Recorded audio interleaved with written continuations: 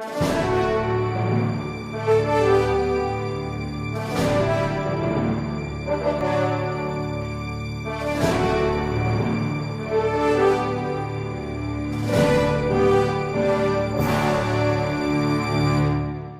I've started a fellowship for architects. The fellowship is to do nothing. I pay that architect, a graduating architect, money. I pay about lakh and 20,000 rupees to do nothing.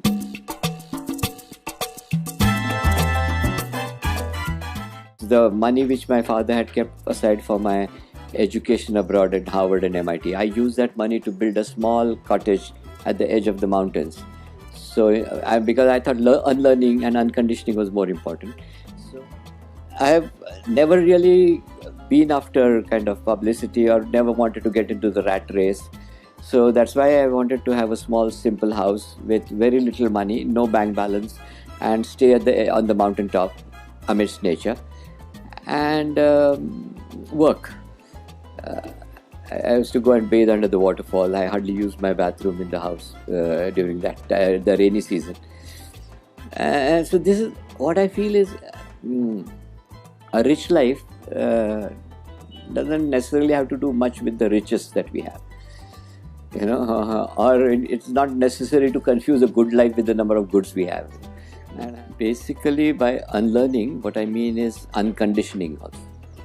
Like we tend to live a very conditioned sort of a life, even in terms of clothes, even in terms of the food we eat, the way we meet each other, the kind of books we read, or the way we respond to design also. So, in design, what is important is to start with a blank slate. Is to start with an empty mind. So everything can be done in many different ways. But we tend to be set in a groove because of our conditioning. So as a designer, especially, actually for all people, living people, it is necessary to unlearn, and it is necessary to live a life that is more spontaneous and more fresh. I feel that one mode of expression becomes inadequate. So I would like to express myself through words, through colors, through space, various ways. And actually, I do succumb to synesthesia. Synesthesia is something where the boundaries between the various senses and their experiences get blurred. Like I can smell a painting, I can see music sometimes. So because music is supposed to be audio, but then it is possible. So all these different mediums which I work in, they kind of blend and merge into each other to basically, again, they are all referring to my search in life and my search for a certain kind of a wholeness in life, a certain kind of a sense of unity in life. So even the works which I do, architecture that I do, also springs from this basic kind of a concern and my concerns in life. Like some of my basic concerns in life is that man is going further away from nature. So in all my work, even in my poems, some of my paintings, and especially in architecture, I try to see how my designs can help bring man closer to nature, whether they can act as a catalyst in bringing man closer to man, because that is another concern of mine, that people are moving away from each other. So can I create spaces which are conducive to a lot of interaction and lot of give and take and lot of understanding. My third concern is that man is moving further away from his own self in this hurry-burry of nature, and in this background noise that is happening in the cities. So he's forgetting himself. So can we create spaces with that kind of silence, that kind of pause, or that kind of an ambience where one would like to go within oneself also, journey within oneself also. So what we are talking about, that it is, architecture is not oculocentric. He calls it oculocentric, vision-centric. But architecture is a multidimensional experience. It's very important. And it's not just the physical feel and touch, but there's also a certain inner communication that happens. Like when I see a tree on the side, I would go and sit under it, I would touch it, feel it, and I would kind of almost start a dialogue with that tree, or with those rocks which are there in the Hyderabad project, the laboratory for the conservation of endangered species. I spent about 3-4 days at the site. I would feel the rocks, touch them, talk to them. I'd put my design table there, and I did my design there at the site itself. And the social values have changed. People are valuing money too much, far too much, and that is why this single-minded pursuit of money is impoverishing our mind and shriveling our imagination. It is, and also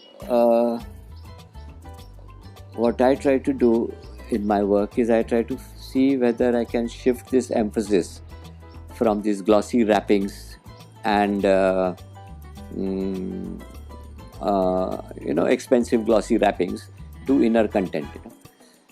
I try to see if I can shift this emphasis from sellability to sanctity. No, today it has got these ratings. Silver, platinum, gold, or whatever. But instead of that, what is most important in sustainability is your attitude to life. Are your attitudes green? Do you have that concern and that compassion for everything around you, all species and everything around you? That is important. And compassion is more eventful than passion.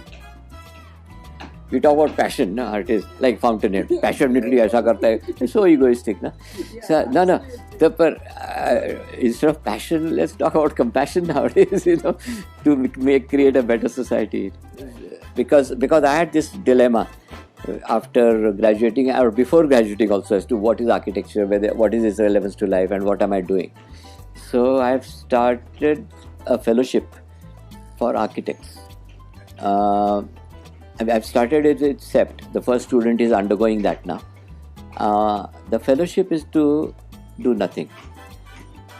I pay that architect, a graduating architect, money. I pay about 1,20,000 rupees in 3 stages for that girl. Now it's a girl, but then could be a boy, to do nothing, because I don't want them to join the office immediately, a mediocre office, and become mediocre. I don't want them to rush to the US or something to get a post-graduation degree. I want them to take a pause in their lives. After say 5 or 6 years of learning there, I want them to rethink their whole life, about what they want to do. At the end of this fellowship, if they decide not to do architecture and do something else, okay. That's also okay. The client should be interested again. That is another thing. Sometimes the clients are interested. Sometimes they would say कि अरे ये पुराना नहीं use करने का, उसका कुछ अलग वाइब्रेशंस होता है, ये दूसरे किसी ने यूज़ किया है, इधर यूज़ करेंगे तो प्रॉब्लम होगा. These kind of things are there also. I first check with my client whether they're going to do as per the Vastu or as per my design. If they have a Vastu guy there, then I say, okay, go ahead, because I've met some very funny Vastu consultants. I said there was one Vastu consultant who said that he's designed the kitchen in such a way, the southeast में kitchen होता है तो वो gas कम लगता है. कैसे होगा? Then he said इधर का door उधर करेगा. नहीं. First he told me that he reduced the heart disease of some client and then he told me that वो उसका kidney का problem था, वो भी कम हो गया. So I asked him whether he was a nephrologist or a cardiologist. Heart का problem भी करता है, किडनी का प्रॉब्लम भी करता है, दोनों करता है. तो he said no, I'm a Vastu man. This was how we met first time. There is a Vastu. I said अरे पर तू कैसे करता है? वो डोर इधर का उधर करेगा ना तो ये हार्ट के लिए अच्छा होता है, तो इधर का वो इधर करेगा वो इसके लिए अच्छा रहता है, किडनीज के लिए. No, what I feel is that people get convinced about these non-living things having vibrations, okay, no, okay, they have. I don't mind because I feel that there's a unified energy and all that. But don't we as you living beings have vibrations, good vibrations to make this place good? I tell my clients, you put me in, give me the worst site, the worst vastu, and I'll be happy there also. I can prove to you that I can stay happy because my happiness is within me, and my vibrations.